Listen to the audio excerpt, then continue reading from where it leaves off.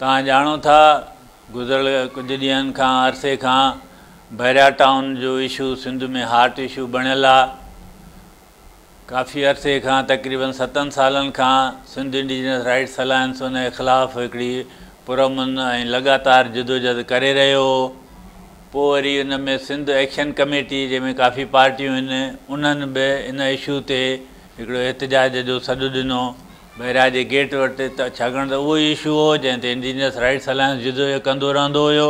असां उन्हनि जी हिमायत कई ऐं कल्ह जे धरणे में इंडिजिनस राइट्स अलायंस जा साथी पंहिंजे वॾे वफ़द सां उन में शरीक थिया।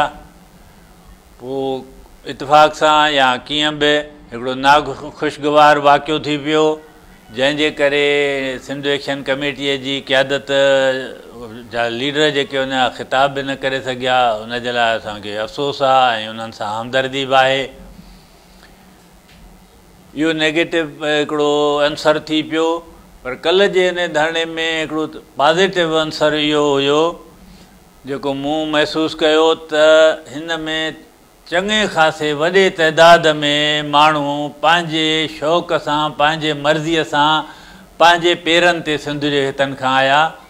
इहा ॻाल्हि गुज़िरियल 25-30 साल खां सिंध जी जेका सियासत जंहिं तरह जी थी आहे उन में इहा नई ॻाल्हि हुई त माण्हू पंहिंजे हथनि ते पंहिंजे पेरनि ते अचनि, पंहिंजे खीसे ते अचनि।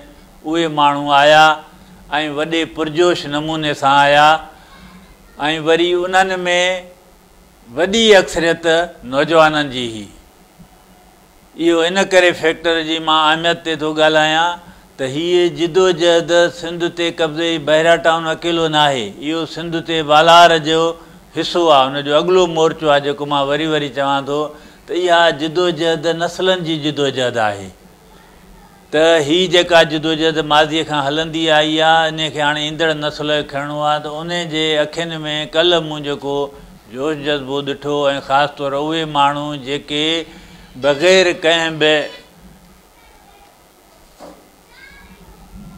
कंहिं बि पार्टीअ जे या कंहिं बि धुर जे वठी अचण जे आया, इहा मुसबित ॻाल्हि हुई।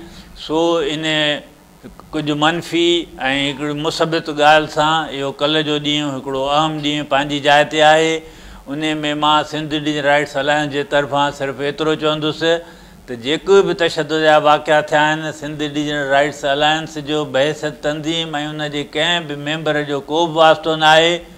उन जे लाइ सिंधीअ में चवणी आहे धकनि जा शायदि फट आहिनि। तारीख़ 7 साल खां सिंध इंडिजिनस राइट्स अलायंस जेका जदोजहद आहे उहा पंहिंजी गवाही पाण ॾिए थी त उहा कहिड़े क़िस्म जी नज़रियाती उसूली पुरअमन जदोजहद डिसिप्लिन वारी रहंदी आहे, या उहा ख़ुदि ॿुधाए थी त इन्हनि शयुनि सां सिंध इंडिजिनस राइट्स अलायंस जो को वास्तो कोन्हे को। महिरबानी।